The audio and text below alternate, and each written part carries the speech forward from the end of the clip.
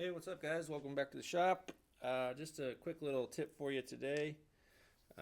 Any of you guys use lighters quite a bit for lighting those Marlboros or using it to spark your torch or whatever? Most of these BICs like this are disposable, non-refillable, but I'm just going to show you a quick little way to make it so it is refillable.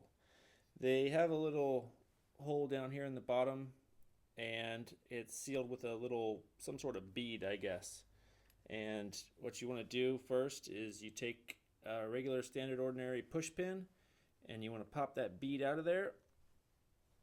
And then I don't know if you can hear this, but that's the bead that's now loose in there, which will allow you to fill the lighter. Use any standard lighter butane. You can't just put this right on here and fill it because you won't get a good tight seal. So what you want to do is find some sort of rubber gasket. I have this is actually a foot that's off the bottom of my tabletop belt sander. It was already missing one, so I just took the other three off and found that it works well.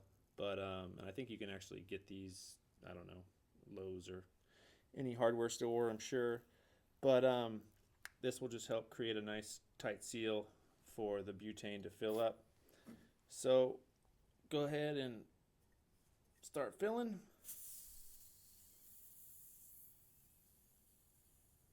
And then you're going to want to do this pretty quickly, but as soon as you're thinking you got enough in there and it's full, you want to take it off and then cover the hole with your thumb. And then take that push pin that you used earlier